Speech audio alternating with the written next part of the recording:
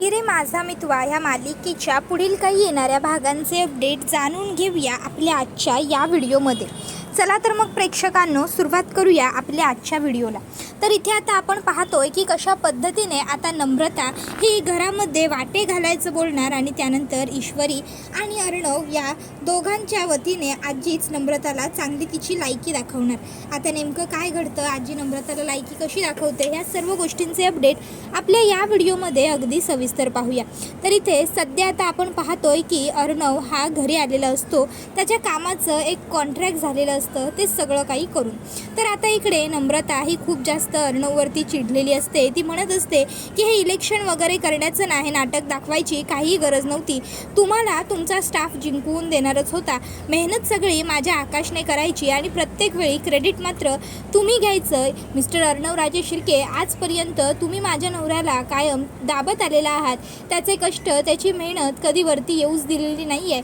आजपर्यंत तुम्ही फक्त त्याच्याकडनं कामं करून घेतली आहे आणि जेव्हा क्रेडिट घ्यायची वेळ येते तेव्हा मात्र फक्त तुम्ही पुढे जाता. कॉम्पिटिशनच्या वेळीसुद्धा तेच घडलं. तेव्हासुद्धा तुम्हाला मदत करण्याच्या नादात माझा नवरा मागे राहिला, नाहीतर तेव्हा आम्ही जिंकलो असतो. पण तुमचं मशीन दुरुस्त करण्यासाठी आकाश गेले आणि त्यावेळी सगळ्याचं नुकसान झालं. मग आता लगेचच हे ऐकून ईश्वरी ही चिडत असते, पण तरीही स्वतःला कसंबसं ती रोखत असते. मग नम्रता म्हणते, अर्णव राजे शिर्के तुम्ही लूजर आहात, लूजर.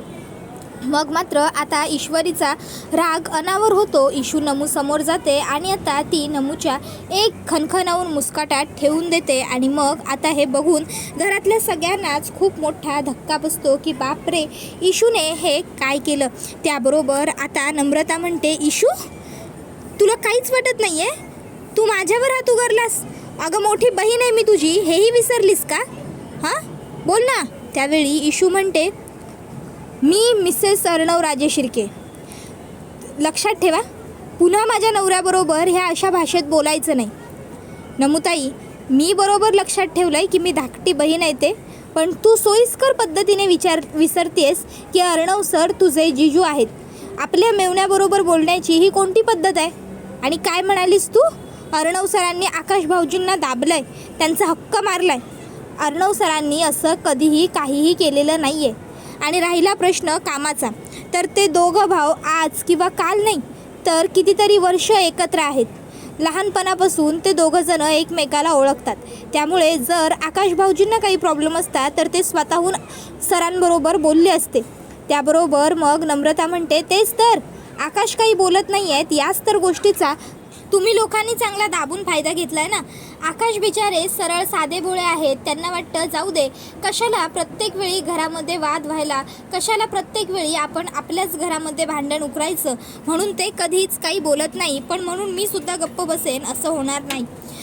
तुम्हाला जर एवढंच माझ्या आकाशना काय साईडलाईन करायचं असेल ना, तर तुम्ही एक काम करा, तुम्ही आमचं आकाश टेक्स्टाईल आम्हाला परत देऊन टाका. आम्ही आमचं काम करू, आमचं यश मिळवू. त्याबरोबर इशू म्हणते, काय म्हणालीस तू? आकाश टेक्स्टाईल वेगळं करा? नमुताई, अगं तू हे काय बोलतेस? तुला तरी कळतं आहे का? हे बघ ताई, आपण एक कुटुंब आहोत, आपला फॅमिली बिझनेस आहे. मग त्या सगळ्यामध्ये हे वेगळं वगैरे होण्याची काय गरज आहे? नमुताई, अगं आपण घर जोडणाऱ्या आहोत, घर तोडणाऱ्या नाही. तू कधीपासून असं वेड्यासारखं वागायला लागलीस गं?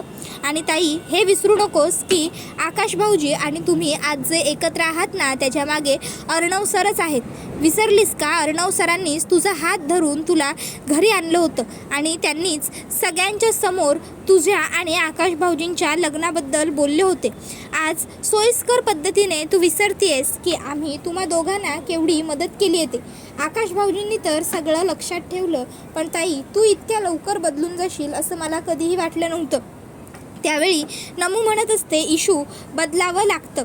जसं तू सोयीस्कर पद्धतीने विसरलीस ना की मी तुझी मोठी बहीण आहे, तसंच सोयीस्कर पद्धतीने मी काही विसरले नाही. फक्त आता नव्याने गोष्टी लक्षात ठेवू लागले की तू माझी थोरली जाऊ आहेस आणि तू माझ्याबरोबर जावेसारखंच वागतेस. इशू, जर तू माझी थोरली जाव असशील तर मी सुद्धा तुझी मोठी बहीण आहे हे विसरू नकोस, समजलं ना? आणि म्हणूनच मीच म्हणते तेच योग्य.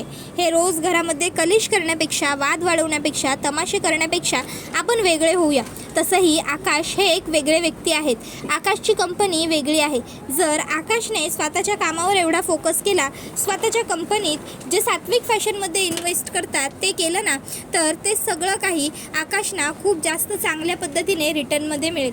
आणि फक्त पैसा, प्रॉपर्टी हे एवढंच महत्त्वाचं नसतं, तर ओळख, नाव, किंमत, मान, सन्मान, आदर ह्या गोष्टीसुद्धा महत्त्वाच्या असतात. जर आकाश स्वतःची कंपनी रन करत असतील तर आकाशना या सर्व गोष्टीसुद्धा अगदी सहज मिळतील. पण ते तुमच्याबरोबर काम करतायत ना, त्यामुळे त्यांना आतापर्यंत साईड कॉर्नर मिळालेलं आहे. त्यावेळी इशू म्हणत असते, ताई तुला जे काही वाटतंय ना ते सगळं सरळ सरळ चुकीचं आहे. तुला वाटतंय तसं काहीही नाही आहे. आणि आकाश भाऊजींचा प्रश्न राहिला तर जर त्यांना कधी स्वतःला असं जाणवलं असतं तर ते स्वतःहून कधीतरी तर बोलले असते. त्यावेळी आकाशसुद्धा म्हणू लागतो, नम्रता तू हे सगळं काय बोलतेस? तुला तरी कळतंय का? आणि वेगळं व्हायचं याला काय अर्थ आहे? हे बघ, आम्ही भाऊ लहानपणापासून एकत्र राहिलोय. त्यावेळी नम्रता बरोबर बोलतेय, तिचं चुकतंय कुठे असं वल्लरी म्हणते. आता वल्लरीचं हे बोलणं ऐकून सगळ्यांनाच खूप मोठं आश्चर्य वाटतं. वल्लरी म्हणते, नाही, जोपर्यंत आकाश आणि अर्णव हे दोघं भाऊ फक्त एकत्र होते तोवर मला कधीही असं वाटलं नाही. पण आता शेवटी त्या दोघांच्या बायका आलेल्या आहेत आणि अर्थात आपल्या नवऱ्याला मान मिळत नाही आहे ही गोष्ट कुठल्याच बायकोला नाहीच सहन होत, नाहीच आवडत. त्यामुळे नम्रताचं इथे काहीतरी चुकतंय असं मला बिलकुलच वाटत नाही आहे. उलट नम्रता बायको म्हणून तिच्या जागी योग्य आहे. ती तिच्या नवऱ्याची बाजू घेते, ती तिच्या नवऱ्याच्या हक्कासाठी भांडते, ती तिच्या नवऱ्यासाठी बोलते. ही गोष्ट खरोखर खूप चांगली आहे आणि खूप महत्त्वाचं आहे, कळलं का? त्यावेळी मग आता वल्लरीला सगळे म्हणतात, वल्लरी तू जरा शांत बस. वल्लरी म्हणते, का शांत बसू मी? एवढी वर्ष मी तर गप्प बसले, एवढी वर्ष मी तर काही बोलले नाही.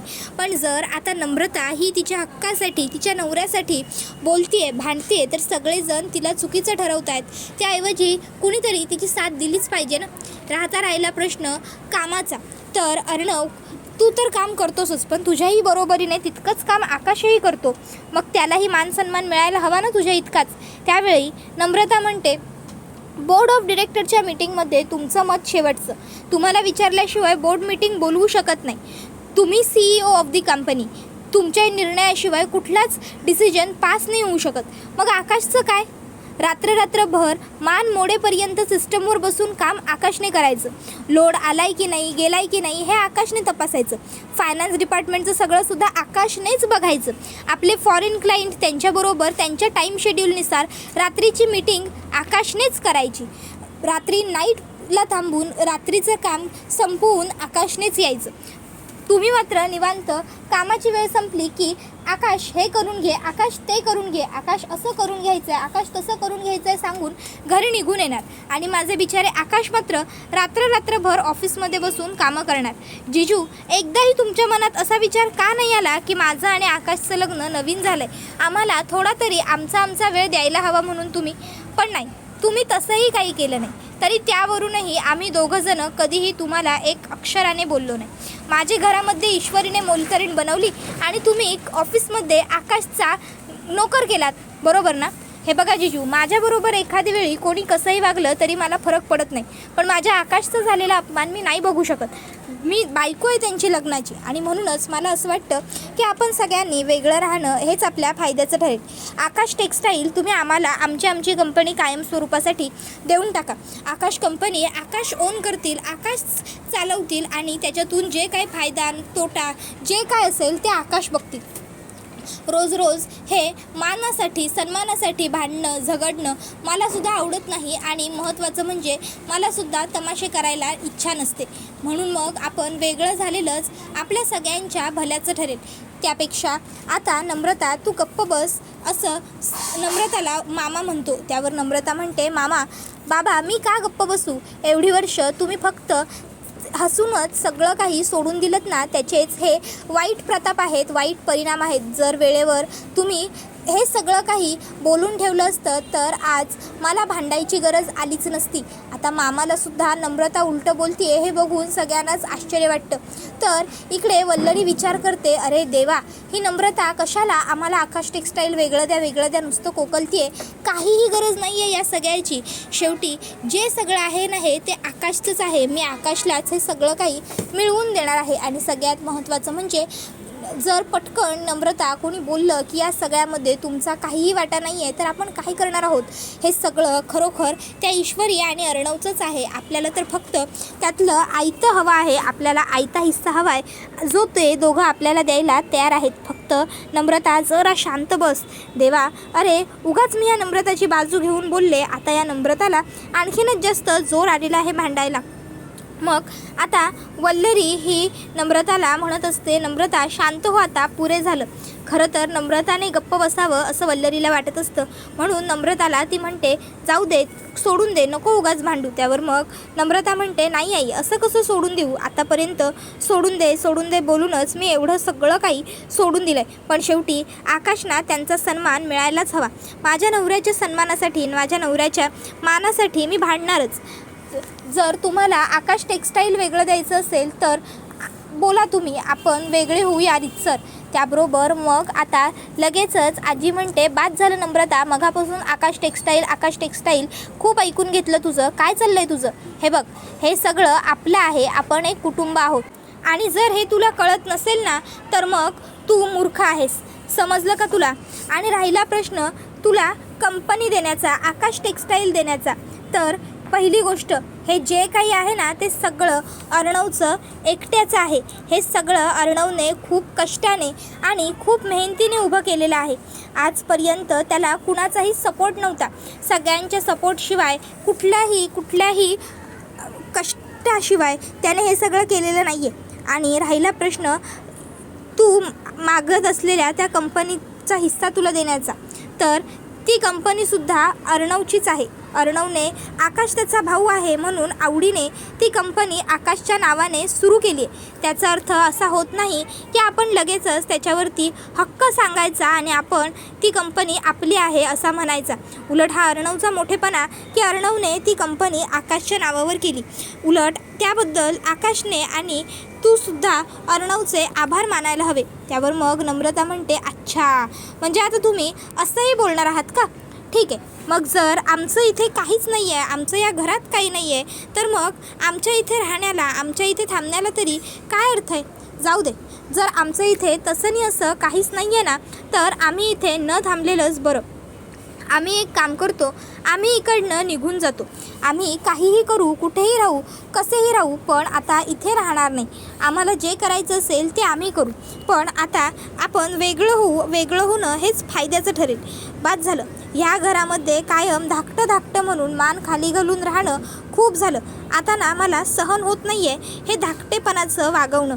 सतत आपलं इशूचंच नाव ऑफिसमध्ये आणि घरामध्ये फक्त इशू आणि जिजू, आम्ही दोघं काही करतच नाही का. त्यावेळी मग आता आकाश हा बराच वेळ गप्प बसलेला असतो. तो नम्रताला म्हणतो, नम्रता बास, इनफ इज इनफ नाव. काय चाललं आहे तुझं. काय मान सन्मान म्हणून मगापासून भांडतेस ग. मगापासून खूप ऐकून घेतलं तुझं. पहिली गोष्ट, मान सन्मान ही काही मागायची गोष्ट नाही आहे, ही लोकांनी आपोआप दिली पाहिजे. आणि दुसरी गोष्ट, मी आणि माझा दादा या दोघांमध्येही कधीही वाद होऊ शकत नाही आणि आम्ही दोघं भाऊ कधी वेगळे होणार नाही आहोत. कळलं तुला. त्यावेळी नम्रता म्हणते, अच्छा, म्हणजे तुम्हाला बायकोपेक्षाही प्रिय तुमचा भाऊ आहे का. हे बघा आकाश, तुम्हाला जरी खूप सोपं वाटत असलं ना सगळं, तरी काहीही सोपं नाही आहे. अहो, आजकालच्या जगामध्ये लोक फ्युचरचं प्लॅनिंग करतात. फ्युचरचं प्लॅनिंग करणं तर खूप दूरची गोष्ट. तुम्हाला तर काहीच नाही ठेवलं या लोकांनी. तुम्हाला फक्त गधासारखं राबवून घेत आहेत. मला नाही राहायचं या घरात. त्यावेळी मग ईश्वरी म्हणते, ताई, हे बघ प्लीज, बास. हे बघ, उगाच विषय वाढवून ताणून काहीही मिळणार नाही आहे. शेवटी निष्पन्न काहीच नाही आहे. त्यापेक्षा मी काय बोलते ते एकदा शांतपणे ऐकून घेशील का. हे बघ, घराचे हिस्सेवाटे करण्याची काहीही गरज नाही आहे. आणि तुम्ही घर सोडून जाल, तुम्ही कुठे राहणार आहात, काय करणार आहात. त्यावर नमू म्हणते, ती काळजी तुला करण्याची गरज नाही, आम्ही आमचं बघून घेऊ. इशू म्हणते, ठीक आहे, तुम्ही तुमचं बघून घ्याल, पण ताई, आपण कुटुंब आहोत, त्यामुळे आपण आयुष्यभर एकत्रच राहायला हवं ना. त्यावेळी मग आता अर्णवसुद्धा आकाशला म्हणतो, आकाश प्लीज, अरे काय सुरू आहे सगळं, खरंच वेगळं वगैरे होण्याची काहीही गरज नाही आहे आणि जे काही आहे ते सगळं आपलं आहे, आपल्या सगळ्यांचं आहे, मग त्यासाठी हे करायची काय गरज आहे. त्यावर नम्रता म्हणते, हो खरंच हे जे काही आहे ते सगळ्यांचं आहे, आपलं सगळ्यांचं.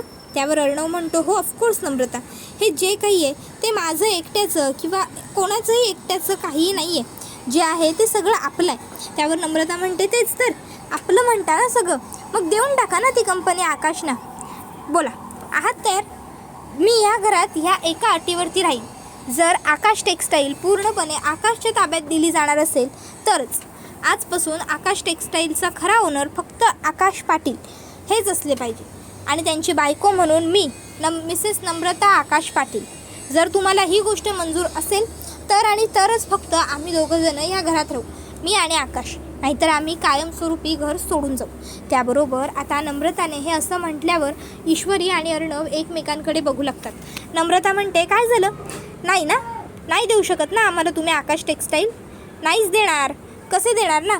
हे प्रेम, ममता, माया हे सगळं सगळं फक्त ड्रामा आहे, फक्त ड्रामा. जेव्हा गोष्ट पैशांची आणि प्रॉपर्टीची आली तेव्हा कसे बरोबर मागे सरकलात ना शेवटी मागे. त्यावर मग मात्र ईश्वरी आणि अर्णव नम्रताकडे बघतच राहतात. आकाशनं सुद्धा कळत नसतं की नम्रताला नेमकं काय होतं. आयुष्यातच पहिल्यांदाच आकाशने आणि ईश्वरीने त्याचबरोबर घरातल्या सगळ्यांनी नम्रताचा हा रौद्र अवतार पाहिलेला असतो. त्याबरोबर हा व्हिडिओ इथेच संपतो. व्हिडिओ आवडला असेल तर व्हिडिओला लाईक करा, चॅनलवर नवीन असाल तर चॅनलला सबस्क्राईब करा आणि बेल आयकॉन आठवणीने प्रेस करू नका, जेणेकरून तुम्हाला पुढच्या प्रत्येक व्हिडिओचं नोटिफिकेशन मिळत जाईल आणि सर्व व्हिडिओंचा आनंद हा अगदी उत्तम पद्धतीने घेता येईल. चला तर मग प्रेक्षकांनो, आजच्या पुरतं इथेच थांबूया. पुढचा व्हिडिओ येईपर्यंत या व्हिडिओचा छान पद्धतीने आनंद घेत राहा. टाटा, बाय बाय, धन्यवाद. Take care all of you.